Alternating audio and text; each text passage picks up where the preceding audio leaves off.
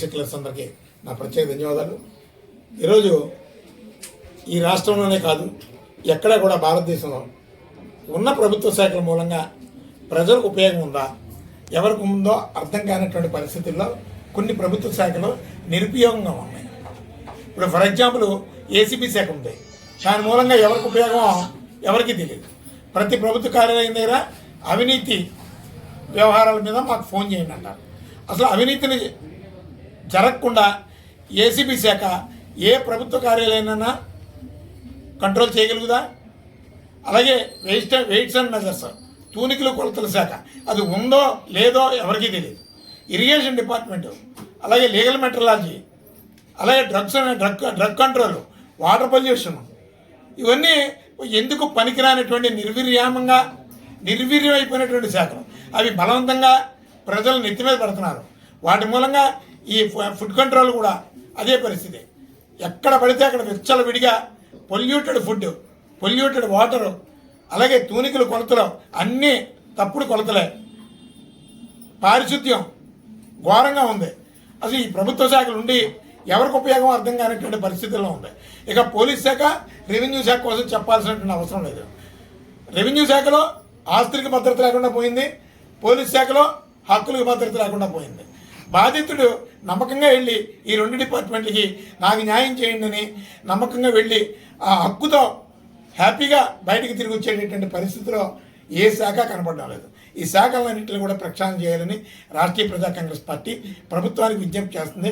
గతంలో మేము కొన్ని రాసాం, అలాగే మేము గతంలో కూడా రాసి ఇప్పుడు కూడా చెప్తున్నాం. For example roads and buildings R&B శాఖ రోడ్లు చక్కగా నిర్మించాలి, మంచి రోడ్లు ఇవ్వాలి.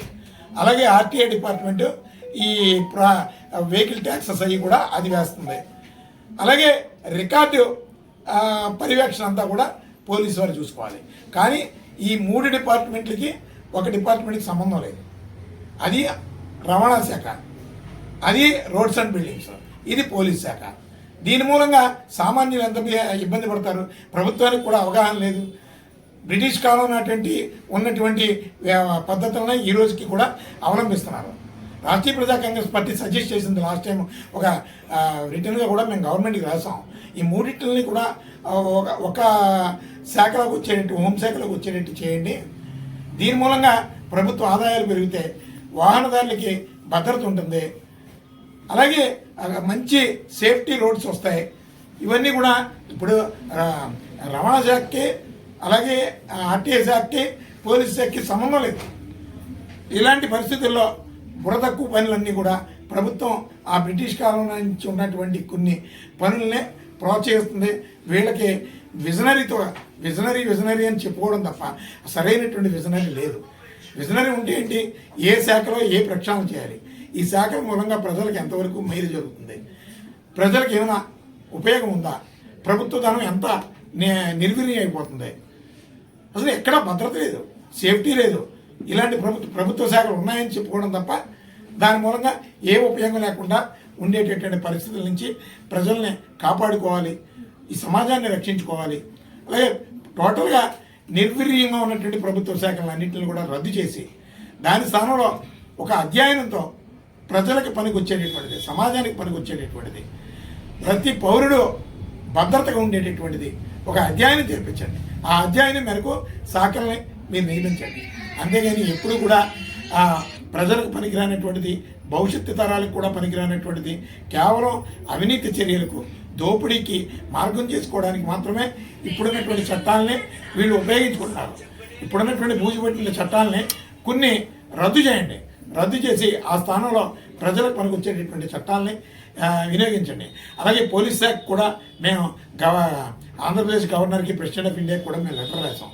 ఏమనంటే ప్రభుత్వానికి ఇప్పుడు లేటెస్ట్ టెక్నాలజీ వచ్చేసింది, ఈ సాంకేతిక పరిజ్ఞానాన్ని ఉపయోగించాం. ఇప్పుడు పోలీస్ స్టేషన్కి ఎవరైనా ఒక బాధితులు వెళ్తే కేసు కట్టించుకోవడం ఒక పెద్ద వరల్డ్ కప్ గెలిచినంతే.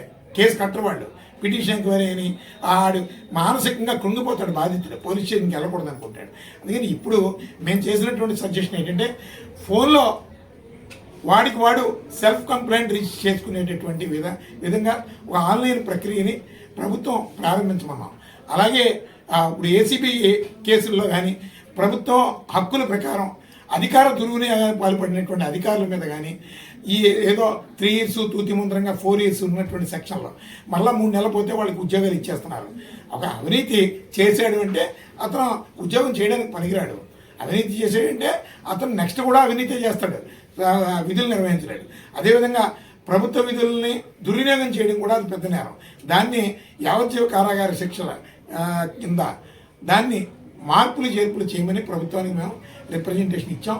అదేవిధంగా ఈరోజు ఎజెండాలో కూడా అదే ప్రక్రియని పూర్తి చేస్తున్నాం. భవిష్యత్తులో దాన్ని లీగల్ కాన్సిక్వెన్సెస్ ఏదైనా ఉంటే దాని ప్రకారం కూడా ప్రయత్నం చేస్తాం. ప్రజాస్వామ్యంలో మేము ఎన్ని థాట్స్తోనే మంచి ఆలోచన విధానాలతోనే సమాజానికి పౌరులకి పనికొచ్చేటటువంటి ఎన్ని చేస్తున్నా ఇప్పుడున్నటువంటి పాలకులు ఎవరు కూడా వాటికి చెవికి వినవో బుర్రకి ఎక్కువ. ఎందుకంటే వాళ్ళకి కావాల్సిందంతా కూడా దోపిడీ.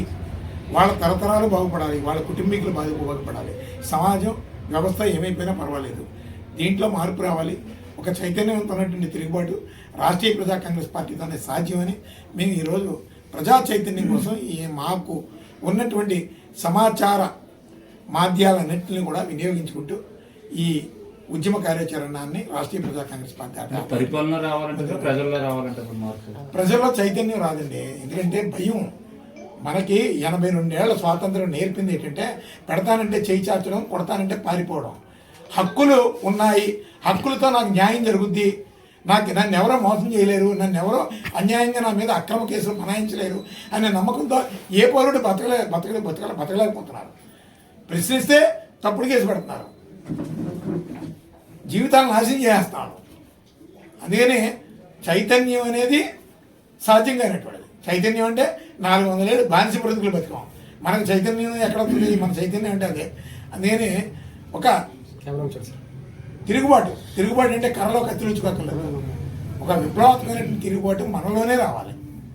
నా బిడ్డ భవిష్యత్తు, నా రాష్ట్రం నాశనం అయిపోతుంది, సమాజం పూర్తిగా నష్టపోతుంది, సమాజం భద్రతగా లేకపోతే నా బిడ్డ భద్రత పోతుంది, నా భద్రత పోతుంది అనే ఒక ఆవేదన ప్రతి వ్యక్తిలోని పెరగాలి. కరువు కాటకాలతో ప్రజల్ని విలవిల్లాడుతుంటే ఆ ఓటుకి ఇచ్చేటటువంటి 1000 రూపాయలు 2000 రూపాయలు తీసుకుంటున్నారు. ఏం చేస్తారు? కానీ ఇదంతా కూడా ప్రక్షాళన రావాలి. ఇప్పుడున్నటువంటి పాలనా వ్యవస్థ మూలంగా ప్రజలకు మేలు జరగదు. ఒక మంచి విప్లవాత్మకమైనటువంటి సమసమానత్వం, సామాజిక భద్రత, వ్యక్తిగత భద్రత, అందరికీ సంపదలో ఒక సమానమైనటువంటి ఆర్థిక వాటా, అందరూ సంపన్నులు అవుతారు. రాష్ట్రీయ ప్రజా కాంగ్రెస్ పార్టీ విజనరీని ప్రోత్సహిస్తాయి. ఈ దోపిడీ ఉండదు. పేదరికం లేనటువంటి రాష్ట్రం ఆంధ్రప్రదేశ్ అని రాష్ట్రీయ ప్రజా కాంగ్రెస్ పార్టీ నిరూపించడానికి సిద్ధంగా ఉంది. ఆ తరహాలో ఓటర్లకు కూడా ఆ విధమైనటువంటి చైతన్యం రావాలని దానికోసం రాష్ట్రీయ ప్రజా కాంగ్రెస్ పార్టీ ప్రయత్నం చేస్తుంది.